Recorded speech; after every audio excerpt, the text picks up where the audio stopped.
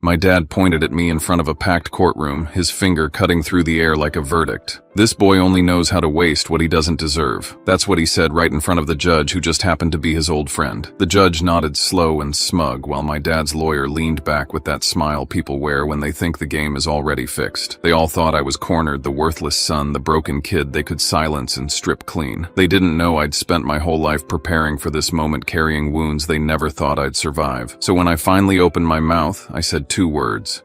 Just 2 that wiped the color off every face in that room. My name is Aldrich Vance.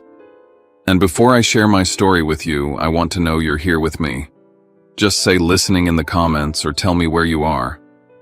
I love seeing how far my story can reach.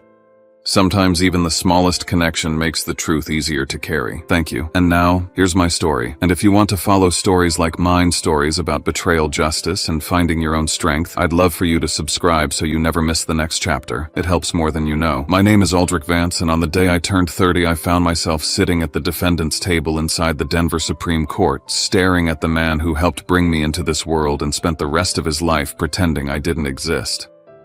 The room smelled like cold paper and disinfectant, the kind of smell that clings to walls built for judgment. White lights burned overhead, bright enough to show every twitch of a mouth, every shift in posture. The reporters sat at the back pens, ready, while a few strangers watched like they'd stumbled into a matinee they never expected to enjoy. I sat beside my attorney, hands cold but steady, and I realized my heartbeat wasn't panicking, it was pacing itself like it knew I'd replayed this scene in my head too many times to count. Across from me was Senator Griffin Vance, my father by biology, and almost nothing else, leaning forward with the stiff posture of a man who believed the world owed him control. Next to him sat his lawyer, Martin Dryden, flipping through papers like the verdict had already been printed. And above them all was Judge Terrence Mallory, the one man in the room who was supposed to be neutral, but whose eyes kept drifting toward my father with a familiarity no courtroom should allow. Then Griffin stood, pointed straight at me, and let his voice cut the air. "This boy only knows how to waste what he doesn't deserve. He doesn't understand the value of anything in this family." He spoke with the tone he used on televised hearings, calm, authoritative, measured, like this was just another committee he intended to dominate. Mallory gave a small nod, the kind someone gives when they've already agreed to a conclusion before hearing the facts. Dryden smiled, the thin smile of a man watching a trap, close exactly as planned. So I spoke up, not loudly, just enough for the room to hear, and explained that my grandfather, Elias Rowan, had left everything to me in a will signed, witnessed, and backed by medical certification proving he was fully lucid. I said it plainly without apology. The Rowan estate, the industries, the land, the investments, they were mine because he wanted them to be. My father was only here to overturn it, claiming I was mentally unstable, inexperienced, and unduly influenced after the deaths of the 2 people who actually raised me. I watched the words land on the judge's face like he'd heard them in rehearsal. I watched the corners of Griffin's mouth lift, as if he believed saying something enough times made it true. I looked at my father then, and remembered all the times he'd appeared on television, smiling into the camera, talking about family values and responsibility to our children. I remembered birthdays he never showed up to, school plays where he was a blank space on an empty chair, holidays where his absence was wrapped up and handed to me like another silent gift. And it hit me not with pain anymore, but with clarity, that the man pointing at me today wasn't the disappointment of a child, but the political opponent of an adult. He was a man defending his image, not confronting his son. There was a time I would have begged for him to see me, to call me his boy, to choose me even once. That time was gone. I didn't need his affection. I needed the truth to stand, and for him to stop taking whatever he wanted simply because he carried the Vance name. I glanced toward Judge Mallory again. I'd seen his face before, not here, but in old photos hanging in my grandfather's study. Photos from fundraisers, charity dinners, private events where Mallory stood shoulder to shoulder with my father. These weren't coincidences, they were patterns. And patterns always lead somewhere if you follow them long enough. I leaned down slightly, letting my hand brush the leather case resting by my feet. Inside was the file I'd spent weeks assembling, the file my grandfather had unknowingly helped me build long before he died. It was heavy, not just with paper, but with the weight of what it represented. They thought they were walking into a performance. They thought I was the powerless son, the grieving boy, the easy target. They had no idea the part I came here to play, and they certainly didn't know that 2 words from me would make the entire courtroom go quiet. But to explain how I got to that moment, I have to go back to the house that raised me and to the man who didn't. I grew up in a stone house tucked beneath the Aspen Ridge Mountains, where the air always smelled like pine, and the floors always creaked in familiar ways. Rowan Estate wasn't just a home, it was a sanctuary built from the pieces of 2 people who loved me enough to fill every missing corner my father left behind. Sunlight spilled across the wooden floors of my grandmother Helena's art room, warming the paint-splattered tables and the canvases she never quite finished. My earliest memories are of her hands guiding mine across watercolor paper, while my grandfather Elias stood in the doorway pretending not to smile. I called them Grandpa Elias and Grandma Helena before I could spell my own name. The word Dad, on the other hand, meant nothing. It was an empty definition, a placeholder for someone who existed only on the other side of a television screen. And even though I didn't understand politics, I understood absence. The estate held it in the walls the way old houses hold secrets. Holidays were the clearest proof of that. Every Christmas morning, Grandma Helena kept her phone within reach, pretending she was checking recipes or timers. But I saw her eyes flick toward the screen whenever it buzzed, hoping for a call from Griffin that never came. Grandpa Elias, sensing the heaviness, always rushed in with an extra gift or a story about the first snowstorms he survived as a kid. We made memories, real memories, but they were always shadowed by the empty chair at the table. The first time I consciously realized I didn't have a father was during a news broadcast. Griffin appeared on the screen, talking with passion about the importance of protecting our families. I asked my grandparents, "Does he ever think about me?" Grandpa Elias laid a gentle hand on my shoulder and talked about complicated grief and hard choices. His voice was steady, but something in his eyes cracked. And even at that age, I recognized the way adults bend the truth to protect a child's heart. Then came the night I walked past the study and heard my grandfather's voice raised, something he almost never did. I stopped at the door and listened. Griffin was on speakerphone asking for campaign funding and implying that acknowledging me publicly could be part of the negotiation. "If you want me to look like a dedicated father on camera, you know what that requires," he said. My grandfather snapped back, "He's your son, not a prop." That was the moment the illusion died. My father didn't miss me because he was grieving. He ignored me because I wasn't useful. After that, I clung even more to the man who stepped into the role my father abandoned.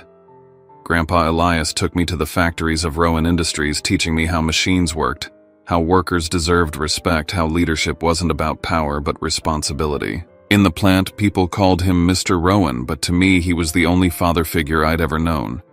He went to every school conference, signed every permission slip as guardian, and cheered louder than anyone when I performed in our school's winter play. Grandma Helena carried her own quiet grief. Once I found her staring at a portrait of Griffin when he was younger, a soft, hopeful smile frozen in time. She lifted the frame from the wall, held it for a moment, then said, "Some pictures only make a room colder before putting it away." I didn't understand it then, but as the years passed, that line replayed itself in my mind, gaining meaning each time. By the time I was old enough to question things, the story that Griffin stayed away because he was too heartbroken to face me no longer made sense. I knew the truth lived somewhere deeper, somewhere uglier. And I promised myself that one day, if our paths crossed again, I wouldn't ask why he didn't love me. I would ask why he lied about it. But before I could confront him, I had to lose the 2 people who protected me from that truth. And when that happened, everything in my life shifted toward the moment I found myself in that courtroom, staring at the man who once existed only on a screen. I didn't stay in Aspen Ridge when I turned 18. I left for the East Coast, choosing a business and technology program in Boston because it felt like the farthest place from the shadow of my father and the closest step toward becoming someone my grandparents could be proud of. College was loud, competitive, and relentlessly fast, nothing like the quiet rhythm of Rowan Estate. But every break without fail, I went back home. I'd land in Denver, drive the familiar road up the mountain, and the moment I saw the stone house appear between the pines, a part of me settled. That was the only place in the world that had ever felt steady. I threw myself into school internships at tech firms late nights, studying group projects that tested my patience, partly because I wanted a future built by my own hands, and partly because I needed to prove, if only to myself, that I wasn't anything like the version of me Griffin had painted in the eyes of his political circle. A boy who would grow up to waste anything he touched. A boy who would never be enough. I never heard those words directly from him, but I'd heard the whispers through people loyal to him. And whispers wound deeper than shouts. When I came home after my sophomore year, I noticed Grandpa Elias forgetting small things, dates conversations where he'd put his keys. At first I brushed it off as age, but one morning he called me kiddo twice in a row like he was starting the same sentence over. I suggested we see a doctor. He agreed too quickly. That's how we ended up in a sterile examination room in Denver listening to an oncologist speak in careful rehearsed phrases about tumors, treatment options, and limited time. I remember staring at the floor counting the tiles just to anchor myself while the smell of disinfectant made it hard to breathe. He put a hand on my shoulder afterward and said he wasn't afraid of dying, only of leaving things unfinished. A week later, the family lawyer came to Rowan Estate with a stack of documents. We sat in the study while afternoon light filtered through the curtains, and my grandfather said without hesitation, "Everything will go to you." My heart hammered at the weight of that sentence. The company, the land, the assets, it was too much for someone my age. I told him I wasn't ready. He said readiness wasn't the point. You're the only one who sees this as more than a number on paper. I asked about my father, and he didn't dodge the question. He's had decades to decide what kind of man he wanted to be. He made his choice. And now, you must make yours. That conversation haunted me, but nothing prepared me for what happened a month later. I came home unexpectedly one afternoon and saw a black SUV parked at the gate. My father's SUV. I froze in the driveway, hidden behind a stand of trees, watching him walk into the house for the first time in more than 20 years. I didn't go inside. Instead, I stood outside the window of the study where I'd spent half my childhood and watched two silhouettes, my grandfather in his armchair. Griffin standing stiffly arguing with sharp gestures. No warmth, no grief, no reconciliation. Later, my grandfather stepped out looking exhausted, and my father drove away without glancing at me. It took me months and several files in my grandfather's desk to understand that meeting. Griffin had come to pressure him into creating a trust under his control, something he could use to access the estate indirectly. He called it protecting me. But protection wasn't what he wanted. He wanted a way in. My grandfather died on a cloudy morning in early spring. He held my hand and whispered the last words he would ever say to me. "Do not let fear of powerful men silence you." His grip loosened and then he was gone. I stayed by the bed long after the machines stopped, unable to imagine a world without him in it. After the funeral, Rowan Estate felt hollow. Every chair looked like it was waiting for him to sit in it. Every room smelled like the last season he lived through. Grandma Helena deteriorated quickly after that. She tried to paint again but couldn't finish a single piece. One night she simply didn't wake up. Losing her felt like losing the last soft place in the world. Days after her funeral, I went to the study just to feel close to them. While opening a drawer, I found a sealed envelope with my name written in my grandfather's handwriting. Inside was a letter and a list of names, organizations, donors, familiar political figures. My father's name was there, and Judge Terrence Mallory's. Next to each name were short notes, conflicts, favor exchanges, campaign funding routes. At the bottom he'd written, "If he ever returns not as a father, but as a claimant, these names will guide you. Only use them if necessary. You'll know when that time comes." I sat there alone reading the letter over and over, feeling a cold certainty settle in my chest. The list wasn't just information, it was a warning. And a map. My grandfather had known this fight was coming. He just didn't know when. And I didn't know it would begin so soon, or that when it did, my father wouldn't come alone. He'd bring someone wearing a judge's robe. The first shot of the battle began with an envelope of his own, one far less loving than the one my grandfather left behind. After burying Grandma Helena, I returned to Rowan Estate exhausted in a way that sleep couldn't fix. The house was too quiet, every creak amplified by the wind threading through the pines outside. I barely made it to the front door when a courier approached with a thick envelope stamped with legal insignia. My name was typed neatly on the front. I didn't have to open it to know it was bad news. Still, I tore it open with numb fingers. The first line read, Plaintiff Griffin Vance. Defendant Aldrich Vance. My grief turned cold. The letter accused me of lacking the mental and emotional capacity to manage the estate. It claimed I was too traumatized to make rational decisions and had been improperly influenced by my grandparents. Every sentence was written to paint me as unstable. It was calculated not just to seize control of the estate, but to damage my credibility, publicly convenient timing for someone in the middle of a re-election campaign. I called our family lawyer Marlene Crawford and met her the next day. She had handled contracts and disputes for my grandfather for years.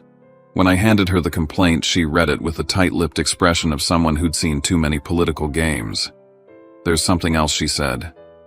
The judge assigned to the case is Terrence Mallory. The room seemed to tilt. Mallory was one of the names on my grandfather's list. I told her about the envelope, the notes, the connections.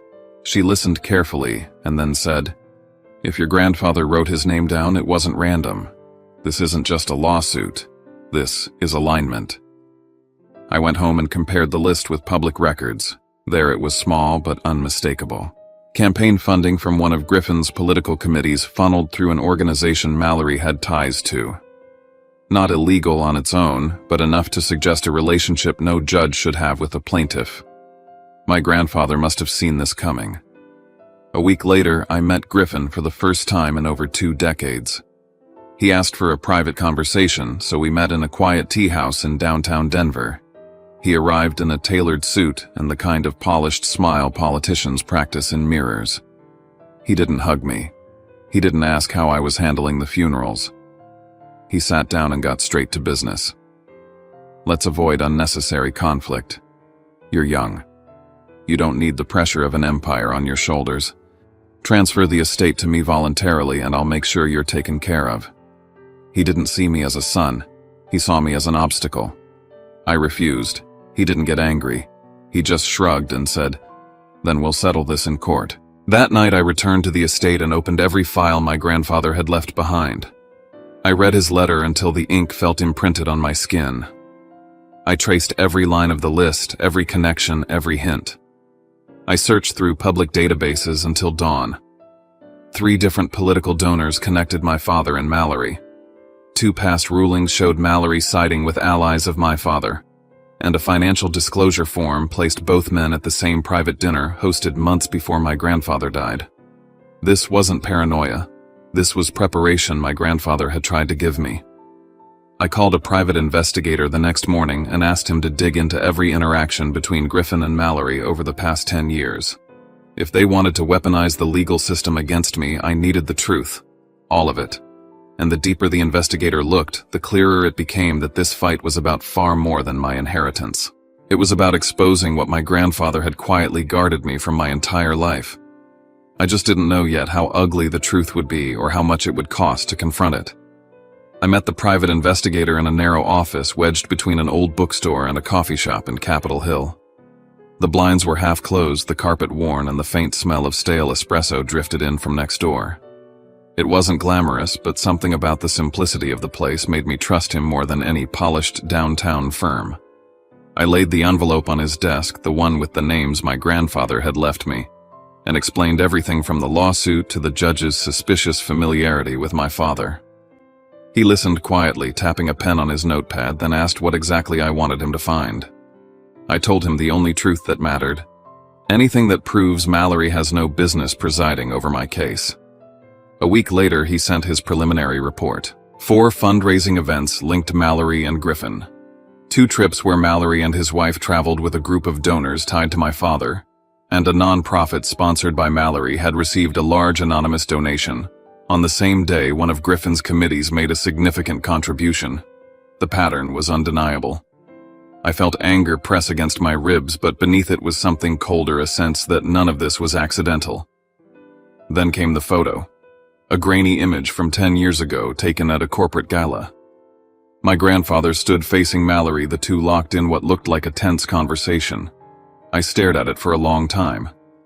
It was the first time I had ever seen them in the same frame, and it suggested a history I hadn't known existed. If my grandfather distrusted Mallory long before this lawsuit, why hadn't he told me directly? Why leave clues instead of truths? The questions pushed me back into the Rowan Industries archives. In a storage room beneath the main office, I found boxes of old legal filings, business disputes, and letters my grandfather had exchanged with attorneys. Buried under faded folders was a document that made my stomach knot, a legal brief from years ago involving a company partially owned by Mallory before he became a judge.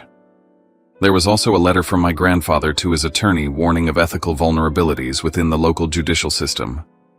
His handwriting was sharp and angry, an unusual tone for him. It was clear he'd known exactly who Mallory was long before my father tried to use him. But the most damning discovery came from our own security system. Aspen Crest, the hotel chain my grandfather owned, kept years of archived camera footage. When I searched for Griffin's stays at the property, one clip stood out, a recording from a VIP lounge showing Griffin and Mallory entering through a side door, speaking quietly, then disappearing into a private suite. The footage was time-stamped 3 months before my grandfather died. I replayed it again and again, feeling something inside me shift. The timing, the secrecy, the tension my grandfather had carried after his meeting with Griffin, it all tangled into a knot I couldn't ignore. For the first time, I wondered if my grandfather's final decline had been purely medical. I wasn't ready to believe otherwise, but the thought sat in the back of my mind like a shadow expanding across a wall. I remembered the day he returned from seeing my father, how his hands trembled, how he'd struggled to stand. I had blamed the cancer then. Now I wasn't so sure. But speculation wouldn't win in court. Facts would. So I organized everything: the photos, the documents, the financial trails, the footage, and built a timeline that revealed the quiet, calculated relationship between Griffin and Mallory. Every detail made the situation clearer and uglier. I convinced myself that when the first hearing arrived, I'd be ready. I thought evidence alone would be enough to level the playing field. I didn't realize the courtroom I was about to walk into had been staged long before I ever stepped inside. I told myself I had prepared for war. But the truth was, I had only reached the edge of the battlefield. The first day of the hearing felt colder than it had any right to. The hallways of the Denver Supreme Court echoed with footsteps, camera shutters, and the low hum of reporters whispering my father's name. Every time I passed, a cluster of journalists' microphones tilted in my direction, but I kept my gaze on the doors ahead. Even surrounded by noise, I felt alone, like the only still object in a room that kept shifting. Inside the courtroom, Griffin performed with the same precision he used on the Senate floor. He rose, placed a hand over his heart, and spoke about losing my mother in childbirth, about the pain of watching his son struggle emotionally after the deaths of my grandparents.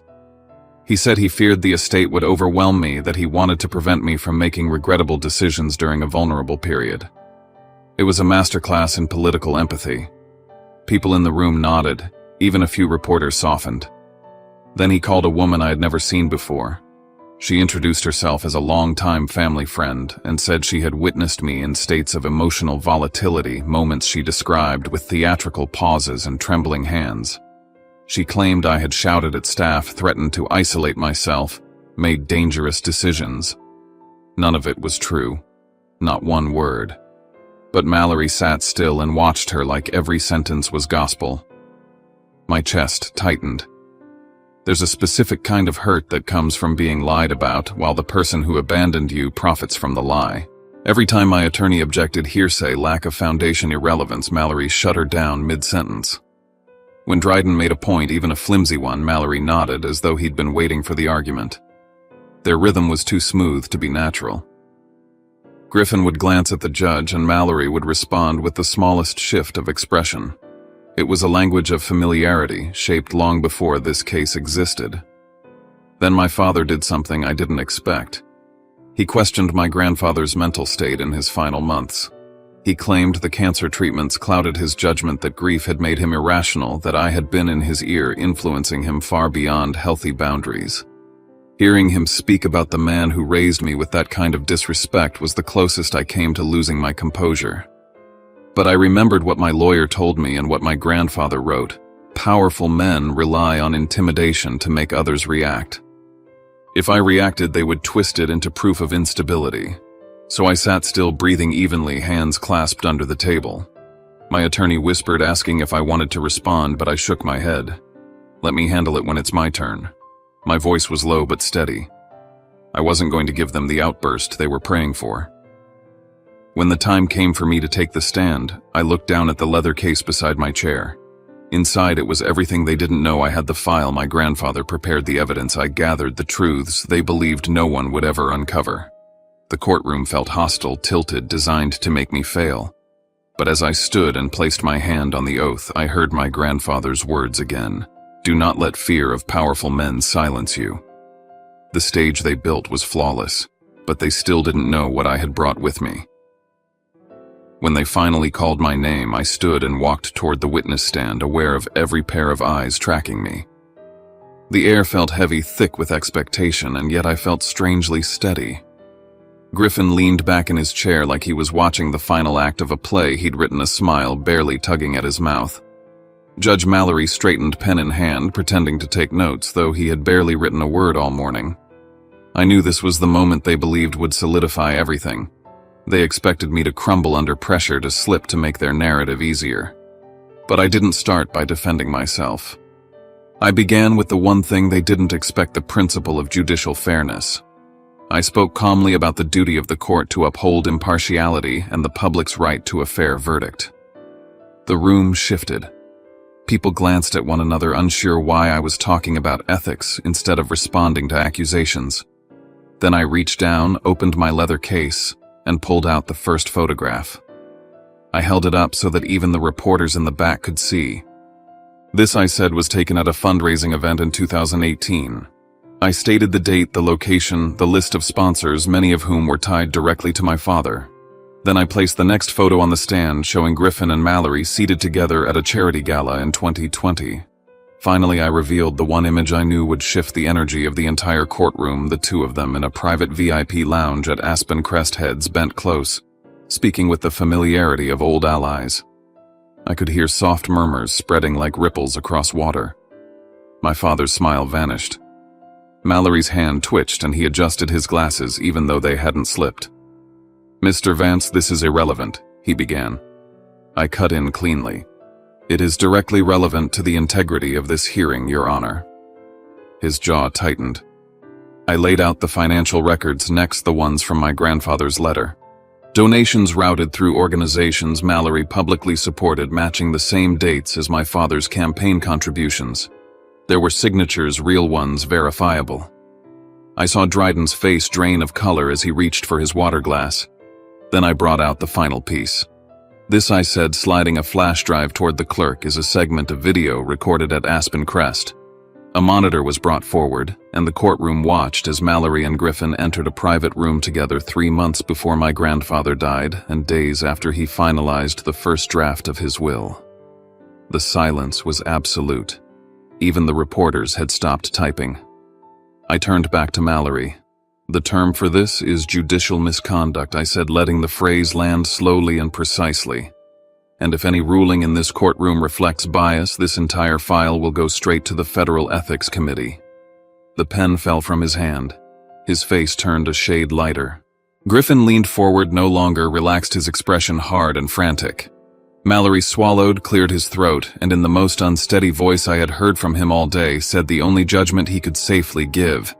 He declared the will valid, acknowledged my grandfather's competence, dismissed the lawsuit, and ended the hearing abruptly, as if fleeing a burning building. I looked at my father as he stood frozen in place, his eyes burning with disbelief. He had not been defeated by argument or strategy. He had been demolished by the truth he thought I would never uncover. And as I stood there absorbing the finality of it, I realized something simple and sharp: the collapse of his story had nothing to do with my strength.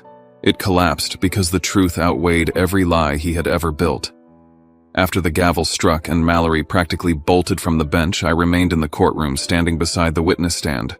Reporters rushed out like a tide, retreating phones pressed against their ears, eager to break the story before anyone else.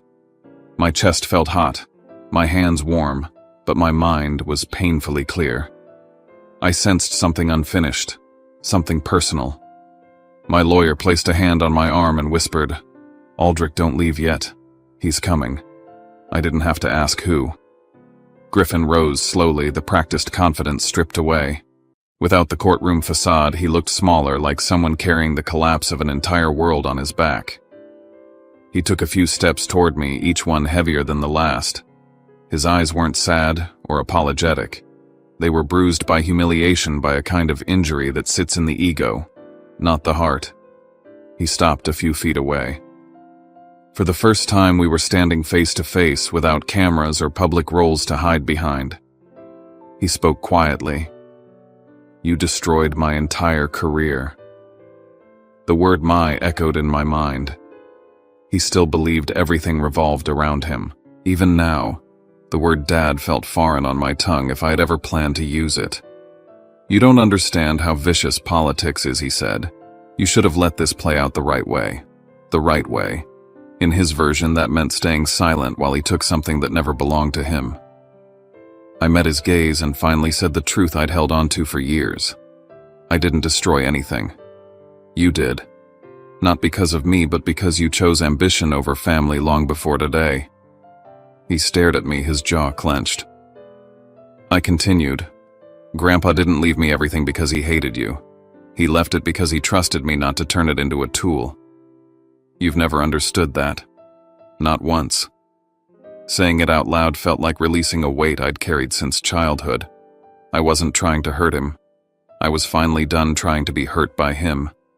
He leaned in slightly and said in a low voice, only I could hear, "You don't know everything about me. Elias wasn't the hero you think he was."